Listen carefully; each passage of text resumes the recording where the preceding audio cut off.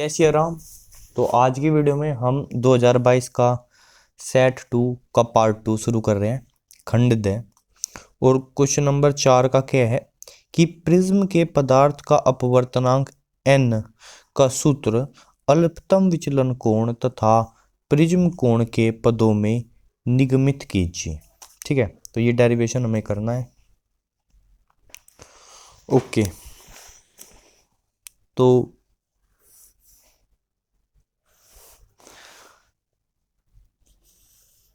मान लीजिए ये मेरा प्रिज्म है, इसका मुख्य परिच्छेद है ए बी सी। ये है प्रिज्म कोण ए। इस पृष्ठ पे प्रकाश पड़ेगा, ये जो है आपतित प्रकाश की किरण है, ठीक है जी। और ये इस पृष्ठ पे पड़ रही है लंबवत। ओके, इस लंब और इस आपतित प्रकाश की किरण के बीच में जो कोण बना रहा है उसको मैं बोल देता हूँ आई। ठीक है, अगर मैं जो है ये जो प्रकाश की किरण है, अब जो प्रिज्म का अपवर्तनांक है वो ऑफ कोर्स जो बाहर का मीडियम है उससे ज़्यादा होगा। ठीक है, इसलिए जो प्रकाश की किरण जो कि चाहती थी कि मैं इस रास्ते पे आगे चली जाऊँ, two two two two two two, वो क्या होगी, वो थोड़ी सी इस अभिलंब की ओर झुक जाएगी ऐसे। मतलब अभी देखो, अभी ये एंगल आई है और इधर भी ये एंगल क्या है, जिस रास्ते पे ये जाना चाहती थी वो एंगल क्या है, आई ही है। Okay, that is I. But ये क्या होगी, थोड़ी सी इसके अभिलंब की ओर झुक जाएगी।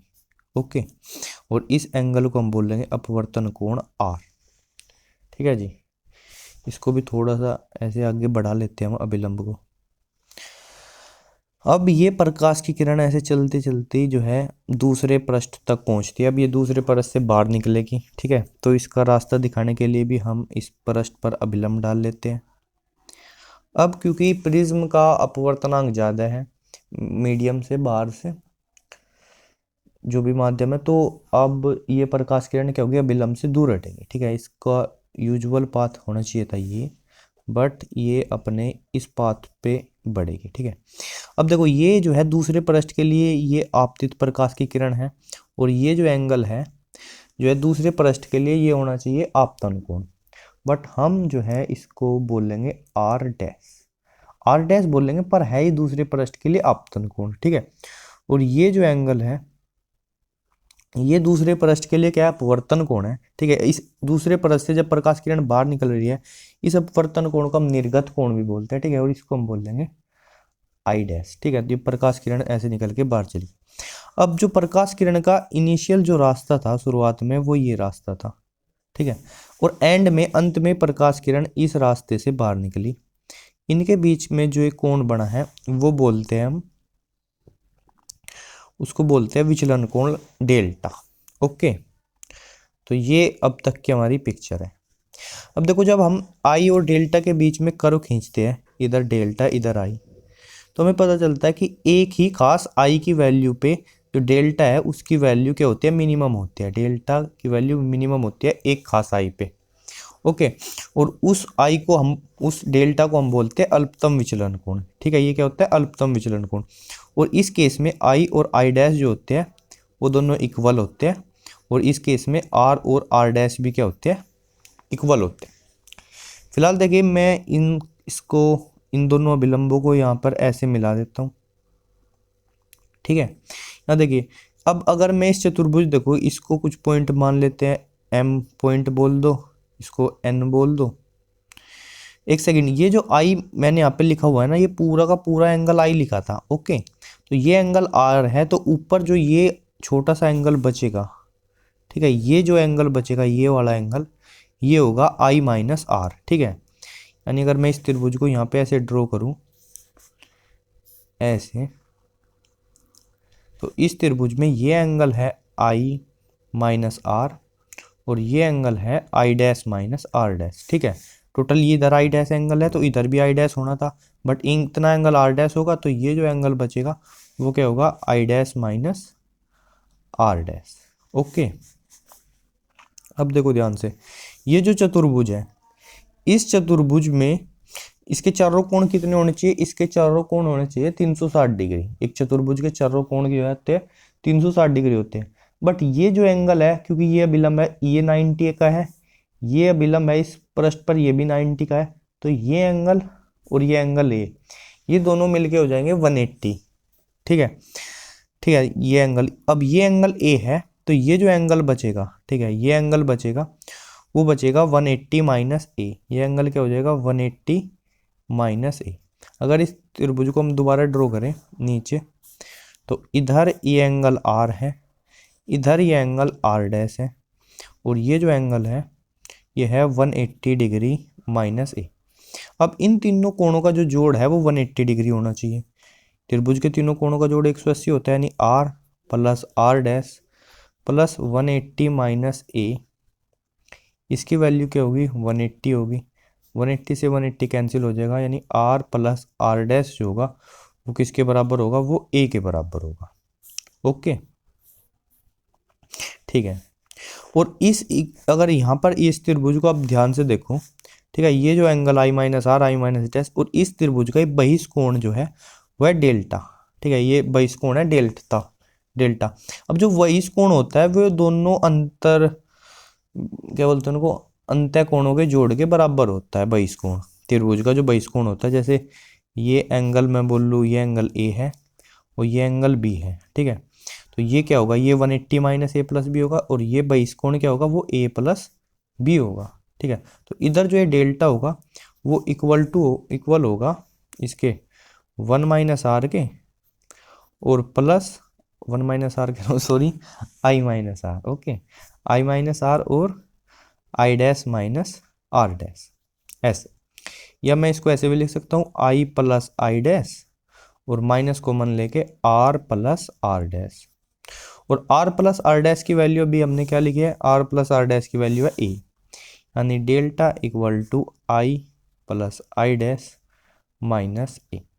या इसको इधर ले जाए, delta plus A equal to i plus i dash. ठीक है, तो दोबारा से देखो हमने क्या क्या किया। हमने प्रिज्म लिया, इसमें आपतित प्रकाश की किरण डाल ली, ये इधर गई, ये एंगल आई, ये आर, ये आई डैश, ये आर डैश, ये डेल्टा, ये ए। ठीक है, और इनके बीच में रिलेशन निकालो। हमने कहा था जब ये डेल्टा जो होगा वो डेल्टा मिनिमम होगा, तब आई आई डैश के इक्वल होगा, आर आर डैश के इक्वल होगा। ठीक है, तो यहाँ पे मैं लिख सकता हूँ delta minimum plus A equal to i, और आई डैश भी आई के इक्वल है तो वो भी आई। ठीक है, यानी delta minimum plus A equals to i, या फिर delta minimum plus A upon 2 equals i. यानी आपतन कोण को मैं लिख सकता हूँ अल्पतम विचलन कोण प्लस प्रिज्म कोण अपॉन 2। इधर आर और आर डैश इक्वल हो जाएंगे, यानी हम मैं लिख सकता हूँ 2r इक्वल टू ए, या फिर r equal to A by 2। ये हो गया। अब हमें पता है कि जो मेरा क्या बोले अपवर्तनांक होता है, स्नेल के नियम से अपवर्तनांक होता है साइन आई, यानी जो प्रिज्म के पदार्थ का अपवर्तनांक होगा बार के माध्यम के सापेक्ष। ठीक है, वो क्या होगा, वो होगा साइन आई बटे साइन आर। ये क्या है, यह स्नेल का नियम, ओके, ये होगा। अब आई की वैल्यू हम ये रखेंगे delta m plus A by 2, और आर की वैल्यू ए बाई 2, तो एन इक्वल टू हो जाएगा साइन आई की value delta m plus A by 2 और डिवाइड बाई आर की वैल्यू साइन ए बाई 2। तो ये हो गया प्रिज्म के अपवर्तनांक का सूत्र प्रिज्म कोण और अल्पतम विचलन कोण के पदों में। ठीक है जी, दिस इज आवर फॉर्मूला। अब नेक्स्ट क्वेश्चन देखते हैं। अगला क्वेश्चन है हमारा कि एक 50 वाट और 100 वोल्ट लैंप को 200 वोल्ट और 50 हर्ट्ज विद्युत मेंस से जोड़ा गया है। लैंप को जलाने के लिए उसके श्रेणी क्रम में जुड़े आवश्यक संधारित्र की धारिता ज्ञात कीजिए।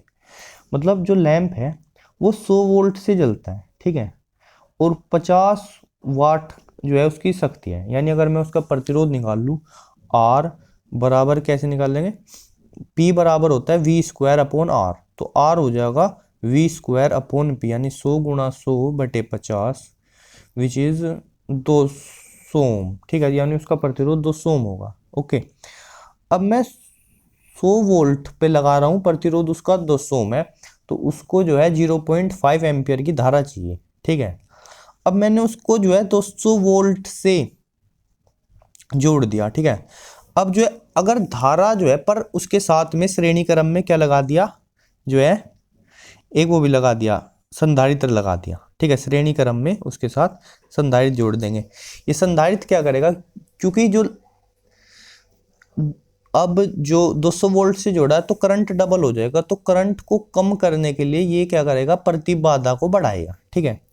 प्रतिबाधा बढ़ाएगा संधारित्र जो हमने इसके साथ जो है श्रेणी क्रम में जोड़ा है। तो कॉपी पे समझते हैं पूरे सिनेरियो को। देखो, जो लैंप है मेरा,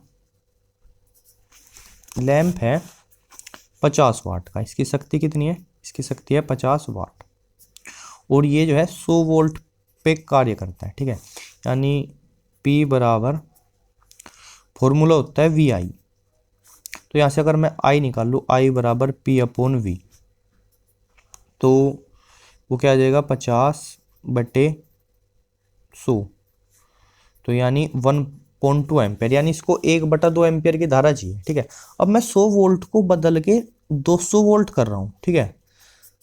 अब 100 वोल्ट को बदल के 200 वोल्ट करा, तो जो है, तो अब जो इसमें धारा जानी चाहिए वो 50/200 यानी 1/4 एम्पियर की धारा जानी चाहिए, ठीक है। ओके, या हम कह सकते हैं, वरना जो एक्चुअली यहाँ देखो, अगर मैं इस तरीके से सिनेरियो को देखो कि मैंने 100 वोल्ट से 200 वोल्ट कर दिया और अब करंट निकाल लूँ, तो भाई ये 50 वाट का ही है, तो अब 200 लगा के इसमें 1/4 एम्पियर करंट जाएगा, बट ऐसा नहीं है।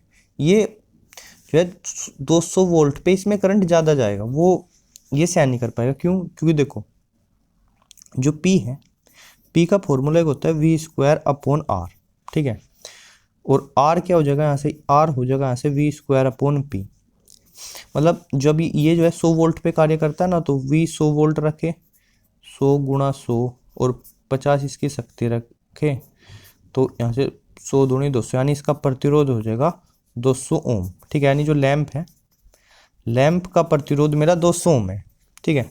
और 200 ओम प्रतिरोध है और मैं इसको 100 वोल्ट पे चला रहा हूँ, तो करंट क्या है, करंट है I बराबर 100/200 यानी 1/2 एम्पियर, ठीक है। लेकिन जब मैं इसको 200 वोल्ट पे चलाऊंगा, ये V है भाई, I बराबर V/R, ये इक्वेशन यूज करनी चाहिए। I बराबर वोल्ट मैंने 100 से बढ़ा के 200 कर दी, प्रतिरोध अब भी इसका 200 ओम ही है, तो इसमें कितना करंट जाएगा, 1 एम्पियर करंट जाएगा, जो कि इसको हो सकता है क्या कर दे, फ्यूज कर दे, जला दे, ठीक है। तो इस चीज़ से बचने के लिए मैं क्या कर रहा हूँ, इस लैंप के साथ, ये लैंप है मेरा, प्रतिरोध R बराबर कितना, 200 ओम, ठीक है। इसके साथ एक संधारित्र जोड़ दिया श्रेणी क्रम में, ठीक है। और जो वोल्टेज सोर्स है मेरा वो कितने का है, वो है 200 वोल्ट का, ये VRMS वैल्यू है, ठीक है, ये VRMS वैल्यू है, ठीक है। ये संधारित्र जोड़ दिया C। अब देखो, मैं चाहता हूँ कि करंट तो मेरा 200 1/2 एम्पियर ही आए, ठीक है। तो मेरी प्रतिबाधा कितनी होनी चाहिए टोटल, I बराबर VRMS/Z, ठीक है। करंट कितना है, करंट तो मुझे चाहिए 1/2 एम्पियर ही, VRMS है मेरा 200 वोल्ट, ठीक है, अपॉन Z, तो क्रॉस मल्टीप्लाई करके Z मेरा होना चाहिए 400 ओम, ठीक है। Z मेरा होना चाहिए 400 ओम प्रतिबाधा, ठीक है। और Z की वैल्यू होती है Z² बराबर R² प्लस इसमें हो जाएगा XC²। XC क्या है, इस संधारित्र का प्रतिघात है XC, तो XC की क्या वैल्यू होनी चाहिए, तो यहाँ पे 400 का स्क्वायर इक्वल्स 200 का स्क्वायर और प्लस XC का स्क्वायर, तो इसको इधर ले जाएंगे, 400 का स्क्वायर माइनस 200 का स्क्वायर इक्वल टू XC का स्क्वायर। तो इसमें से 100 का स्क्वायर तो कॉमन आ जाएगा, और 4 का स्क्वायर होता है 16 माइनस 2 का स्क्वायर होता है 4 बराबर XC का स्क्वायर, तो हो जाएगा 100 का square into 12 equal to XC C का स्क्वायर। ओके, और यहाँ से 100 into under root 12 equal to हो जाएगा एक्स सी। ये हो जाएगी एक्स सी की वैल्यू। ठीक है जी, ये एक्स सी होगा। ठीक है, लेकिन एक्स सी की वैल्यू क्या होती है? एक्स सी का फॉर्मूला, हमें तो संधारित्र की धारिता चाहिए, तो एक्स सी होता है 1/ओमेगा सी। ठीक है, यानी अगर मेरे को सी की वैल्यू चाहिए तो सी हो जाएगा 1/ओमेगा एक्स सी, और ओमेगा की वैल्यू होता है 2πf, और एक्स सी एफ दे रखा है मेरे को 50 हर्ट्ज आई थिंक। हाँ 50 हर्ट्ज विद्युत मेंस से जोड़ा गया है, ये रहा 50 हर्ट्ज है, तो एफ की वैल्यू है 50 हर्ट्ज। एक्स सी की वैल्यू आ चुकी है। ठीक है, फॉर्मूले में रख के सी की वैल्यू निकालनी है, यानी जो मेरा सी होगा वो क्या होगा 1/2 और एफ है 50 और इंटू एक्स सी कितना है √12 गुणा 100, ये है। यानी कि 50 दूनी 100 तो ये हो जाएगा, और 100 ये हो जाएगा, ये हो जाएगा 1/2 इंटू √12 इंटू 10⁻⁻⁴। ठीक है, 10⁻⁻⁴ क्या?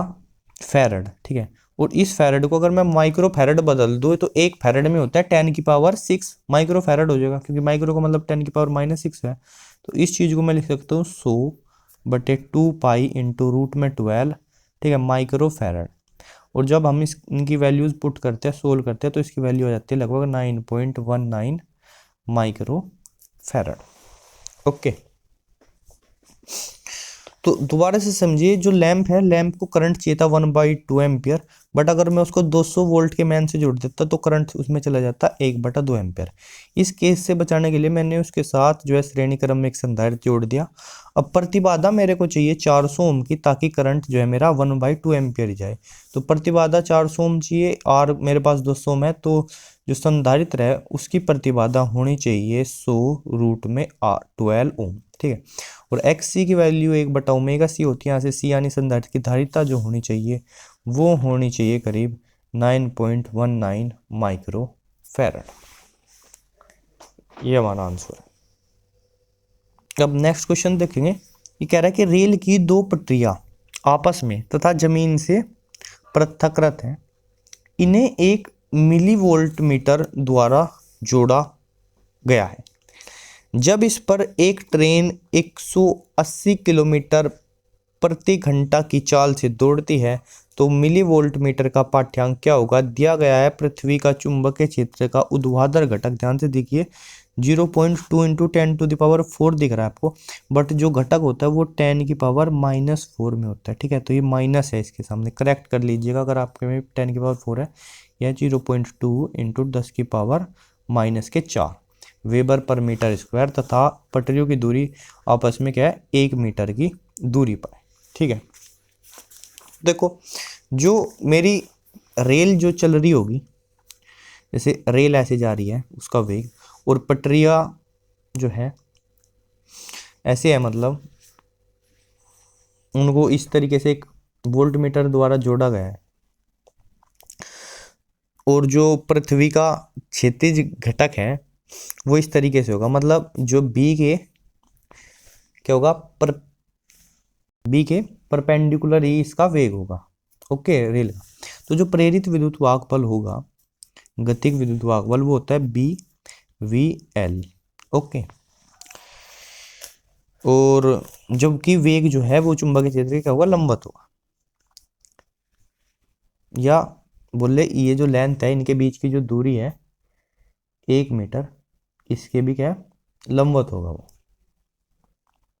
अब जो वेग है उसका वो है 180 किलोमीटर पर आवर, बट इसको मेरे को बदलना पड़ेगा मीटर पर सेकंड में। ठीक है, मात्रकों का सिस्टम बनाने के लिए, तो इसके लिए मेरे को इसको में 5/18 की गुणा करनी पड़ेगी। इस किलोमीटर को जो है मीटर में बदलिए, घंटे को सेकंड में, तो 1000/3600 कट के 5/18 हो जाएगा। ठीक है, तो अब जो मेरा आंसर आएगा वो आएगा मीटर पर सेकंड में, तो इससे कट के 10 और 10 पंजे 50, तो वेग भी हो जाएगा मेरा 50 मीटर पर सेकंड।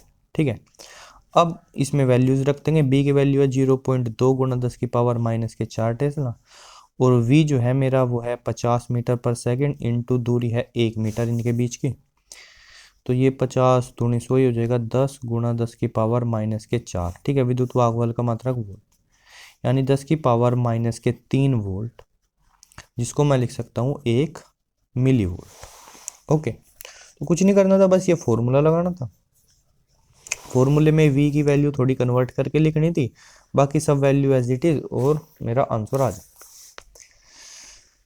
ओके, अब नेक्स्ट क्वेश्चन है मेरा कि प्रकाश विद्युत प्रभाव से क्या तात्पर्य है, और इस प्रभाव की आइंस्टीन द्वारा दी गई व्याख्या लिखिए। तो वैसे तो प्रकाश विद्युत प्रभाव जो है कई बार आ चुका है कई सारे सेट्स में, लेकिन थोड़ा सा डिस्कस कर लेते हैं हम यहाँ पर। ओके, देखिए सपोज करिए ये जो है मेरा, ये एक संधारित्र की प्लेट है। ठीक है, ये एक संधारित्र है। ठीक है, ये जो है एक संधारित्र है। अब संधारित्र इसमें कहाँ से आ गया अभी समझते हैं। ठीक है, और ये जो है ऐसे इधर एक बैटरी से जुड़ा है, प्लस माइनस। ओके, हमको पता है कि जो है ये संधारित्र में जैसे ये V वोल्ट की बैटरी है, तो जब तक इस पर आवेश जो है इकट्ठा होता रहेगा, इधर जो है पॉजिटिव आवेश इकट्ठा होगा। ठीक है, वो इधर जो है निगेटिव आवेश इकट्ठा होगा। जब तक कि इसका विभव और बैटरी का विभव समान ना हो जाए, तब तक क्या होगा, इसमें इस डायरेक्शन में करंट बहेगा। ठीक है, यानी कि करंट ऐसे जा रहा है, तो यानी इधर से जो है इलेक्ट्रॉन जो है बैटरी के सिरे में पहुंच रहे थे, तभी इधर पॉजिटिव चार्ज हो गया। ठीक है, और इधर निगेटिव। ओके, लेकिन अब इस सिचुएशन के बाद जब इसका भी इस पर प्लस क्यों आवेश आ गया, इधर माइनस क्यों आवेश आ गया। ठीक है, और जब इसका भी विभव जो है V हो जाएगा, तो विभवांतर इसकी प्लेटों के बीच भी V हो जाएगा। इधर जो सेल है उसका भी विभवांतर भी V है, तो करंट फ्लो करना जो होगा बंद कर देगा। अब एक खेल आता है कि गेम ही है खेल। अब मैं इस पर क्या करूंगा, इधर लाइट डाल लूंगा। ठीक है, इस पर क्या करा मैंने, इधर लाइट डाल दी। इधर लाइट डालने से क्या हुआ, मैंने इसमें जो है सपोज करो कोई गैल्वेनोमीटर भी लगा रखा था। वो गैल्वेनोमीटर ने मेरे को प्रकाश डालने से पहले बता दिया था कि गैल्वेनोमीटर या मीटर जो भी है, गैल्वेनोमीटर क्योंकि डिटेक्ट करने के लिए यूज होता है लाइट, तो इसको ही समझ लो। तो इसने बता दिया था कि अब भाई करंट नहीं है, अब इसमें जो है परिपथ में करंट नहीं बह रहा। लेकिन जैसे इस पे लाइट डाली, इसकी जो है सुई हिली, मतलब ये कह रहा है कि अब इसने करंट डिटेक्ट किया, करंट है यानी धारा है। ठीक है, पर ये धारा आई कैसे, प्रकाश डालने से परिपथ में धारा आई क्यों, परिपथ में धारा क्यों आई, सिर्फ हमने तो प्रकाश ही डाला, लाइट ही तो डाली, उससे धारा क्यों आई। तो इस चीज की आइंस्टीन ने, मतलब पहले जो एक्सप्लेनेशन है वो ये है कि जब इस पर प्रकाश डाला तो इधर से कुछ इलेक्ट्रॉन जो है ये क्या है, ये जो संधारित्र है वो धातु की प्लेट है। ठीक है, धातु की प्लेट का संधारित्र है, और इस मतलब धातु की प्लेट ही होती है एक्चुअली। ठीक है, तो मतलब एक ऐसी धातु है जिसका मतलब समझो कार्यफलन कम है। ठीक है, कि लाइट से उसके इलेक्ट्रॉन्स निकल रहे हैं। ठीक है, यूवी लाइट डाल देंगे अगर हम, वैसे नहीं निकलेंगे। तो इधर से क्या कह रहे हैं कि वो इलेक्ट्रॉन जो है जंप करे, मतलब इस प्लेट में से इलेक्ट्रॉन निकले, और वो इलेक्ट्रॉन निकलकर इधर जो है ये पॉजिटिव पोटेंशियल है, ये उनको बुला लेता है कि बेटा इधर आ जाओ। ठीक है, इस वजह से अब इलेक्ट्रॉन जैसे इधर आए तो वे इधर ट्रेवल करेंगे। ठीक है, तो इससे क्या होगा, करंट बहेगा। ठीक है, दोबारा से समझो कि ये वाली प्लेट है, तो ये वाली प्लेट है। ठीक है, ये वाली ऑलरेडी पॉजिटिव पोटेंशियल पे है। अब मैं जब इस पर जो है प्रकाश डालूं, तो यहाँ से इलेक्ट्रॉन निकल करके इधर जाते हैं। ठीक है, यहाँ से इलेक्ट्रॉन निकल करके इधर जाते हैं, ठीक है। मतलब प्रकाश डालने से इलेक्ट्रॉन निकलते हैं, और जब वो इलेक्ट्रॉन निकलते हैं तो ये पॉजिटिव पोटेंशियल उनको कहता है कि भाई इधर आ जाओ तुम, ठीक है। ये जैसे इलेक्ट्रॉन इधर आते हैं तो इधर से इधर ये बैटरी के इस सिरे में पहुंचाए जाएंगे, फिर क्या होगा, करंट बहेगा। भाई इधर इलेक्ट्रॉन आएंगे तो इधर जो है इधर का पॉजिटिव चार्ज कुछ कम होगा, ठीक है, पॉजिटिव चार्ज कुछ कम होगा, और यानी इसका जो संधारित्र का जो विभव है, विभवांतर सॉरी, वो कुछ कम होगा, वो कुछ कम होगा तो करंट बहेगा। करंट बह के फिर से वो उसको विभवांतर को उतना ही सेम कर देगा, हम और लाइट डाल लेंगे और इलेक्ट्रॉन इधर से। देखो 2-3 कॉन्सेप्ट आपके यहाँ से क्लियर हो रहे हैं। तो प्रकाश विद्युत प्रभाव क्या है? प्रकाश विद्युत प्रभाव तो इतनी सी चीज है कि हम इस पर लाइट डालते हैं, और लाइट डालने की वजह से क्या होता है, धातु की पृष्ठ में से इलेक्ट्रॉन बाहर निकलता है, क्योंकि धातु की पृष्ठ में मुक्त इलेक्ट्रॉन होते हैं जिनको प्रकाश जो है ऊर्जा देता है, और ऊर्जा लेके वो यहाँ से क्या होते हैं, बाहर निकलते हैं। इस प्रभाव को हम बोलते हैं प्रकाश विद्युत प्रभाव। ओके।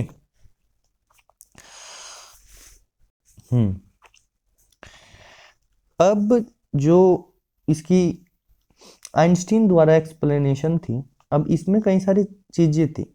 हमने सोचा कि अगर हम इस पर लाइट ज़्यादा डाल लेंगे तो ज़्यादा इलेक्ट्रॉन निकलेंगे, तो ज़्यादा मतलब वो होना चाहिए, ज़्यादा करंट होना चाहिए, और ये बात सही भी थी।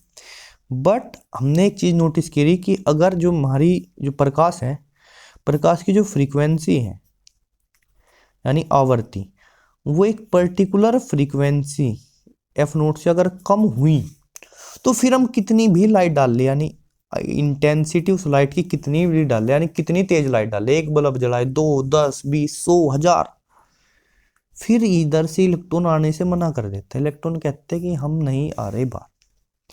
हम चाहे उस लाइट की कितनी भी इंटेंसिटी हम बढ़ाए, फिर वो इलेक्ट्रॉन जो है बाहर आने से बिल्कुल ही मना कर देते हैं। वो कहते हैं नहीं, हम बाहर नहीं आएंगे। हम कहते हैं आ जाओ, वो कहते हैं नहीं आएंगे।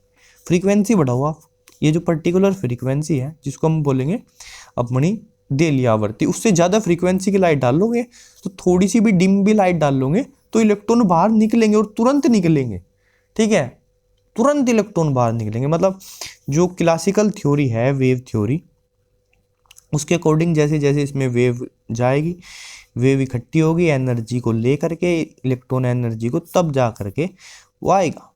बट वी सी कि लाइट डाल ली, और अगर लाइट की फ्रीक्वेंसी डेली फ्रीक्वेंसी से ज़्यादा है तो तुरंत इलेक्ट्रॉन जो है उस पृष्ठ से, उस धातु की पृष्ठ में से तुरंत बाहर आ जाता है, ठीक है, और अगर उससे कम है तो वो बाहर नहीं आता। तो इस चीज़ को आइंस्टीन ने एक्सप्लेन करने के लिए जो है प्लांक के क्वांटम सिद्धांत का यूज किया, ठीक है। प्लांक का क्वांटम सिद्धांत क्या था कि जो ऊर्जा है, एनर्जी जो है वो उसकी वैल्यू फिक्स ना हो करके वो क्या होती है, पर्टिकुलर वैल्यूज होती है, क्वांटम्स होते हैं। मतलब उसकी, जैसे उन्होंने कहा कि जो लाइट होगी इसकी एनर्जी कुछ h होगी, फिर 2h होगी, 3h होगी, इस तरीके से उसकी एनर्जी होती, ठीक है। मतलब एक तो पहली बात तो उसकी एनर्जी डिपेंड करती है उसकी फ्रीक्वेंसी पे, ठीक है, और दूसरी बात एनर्जी एक पर्टिकुलर वैल्यू। तो आइंस्टीन ने क्या एक्सप्लेन किया कि आइंस्टीन ने कहा कि जो हम लाइट डाल रहे हैं वो लाइट, उसके पास एक्चुअली जो है पार्टिकल बिहेवियर है, ठीक है। वो जो है कंटिन्यूअस एक वेव के रूप में ना जा करके ऊर्जा के पैकेट्स में जाती है, ठीक है, एनर्जी के पैकेट्स में, यहाँ एनर्जी का क्वांटा, जिसको हम क्या बोलते हैं, जिसको हम फोटोन भी बोल लेंगे, ठीक है। तो वो जो है एनर्जी के क्वांटा के रूप में या फोटोन्स के रूप में लाइट ट्रेवल करती है, और हर एक फोटोन की एनर्जी जो है वो h एनर्जी है, जो न्यू इसकी क्या है, फ्रीक्वेंसी है, ठीक है।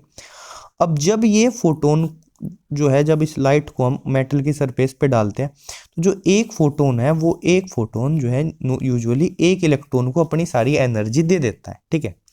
एक फोटोन अपनी एनर्जी उस इलेक्ट्रॉन को देगा, और अगर वो इनफ एनर्जी है, वो उस एनर्जी से ज़्यादा है जो इलेक्ट्रॉन को बाहर निकलने के लिए चाहिए, जिसको हम बोल लेंगे W वर्क फंक्शन यानी कार्यफलन। तो अगर फोटोन की एनर्जी उस एनर्जी से ज़्यादा है तो वो इलेक्ट्रॉन क्या होगा, मेटल की सरफेस से बाहर निकल के आ जाएगा, ओके, और अगर नहीं है तो नहीं आएगा। तो ये आइंस्टीन ने एक्सप्लेनेशन दी इस चीज़ की, ठीक है। अब यानी जो हम फोटोन डाल रहे हैं उसकी एनर्जी है एच न्यू, और जो है वो एनर्जी कहाँ जाती है, वो एनर्जी जाती है उस इलेक्ट्रॉन को बाहर निकलने के लिए जो एनर्जी चाहिए उसमें, प्लस अगर कुछ एनर्जी बच जाए तो दैट इज हम मैक्सिमम जो काइनेटिक एनर्जी उस इलेक्ट्रॉन की हो सकती है। ओके, तो h nu equal to W plus K max, ये जो है आइंस्टीन का प्रकाश विद्युत प्रभाव का समीकरण है। एच न्यू जो है वो एनर्जी फोटोन लेकर आ रहा है, ठीक है। यानी जो लाइट है वो किस में ट्रेवल कर रही है, फोटोन्स के रूप में ट्रेवल कर रही है, वो फोटोन जो है एच न्यू एनर्जी लेके आता है, वो उसमें से अपनी डब्ल्यू एनर्जी इलेक्ट्रॉन को सारी की सारी एच न्यू ही दे देता है, उसमें से इलेक्ट्रॉन डब्ल्यू एनर्जी तो खर्च करता है उस मेटल सरफेस का, जो जो भी उसमें पोटेंशियल बैरियर है जो इलेक्ट्रॉन को बाहर जाने से रोक रहे हैं, तो वो डब्ल्यू एनर्जी खर्च करता है उससे उसकी सतह से बाहर आने के लिए। बाकी जो है उसकी एनर्जी क्या होती है, इलेक्ट्रॉन की काइनेटिक एनर्जी होती है। तो ये था प्रकाश विद्युत प्रभाव। इस इक्वेशन पे हम वैसे बहुत सारे सवाल कर चुके हैं, बहुत सारी इसके एक्सप्लेनेशंस हैं, फिलहाल इसके बारे में हम इतना ही डिस्कस करेंगे। तो यहीं तक रहने देते हैं इस वीडियो में। अब अगली वीडियो में हम आगे चीज़ों को डिस्कस करेंगे।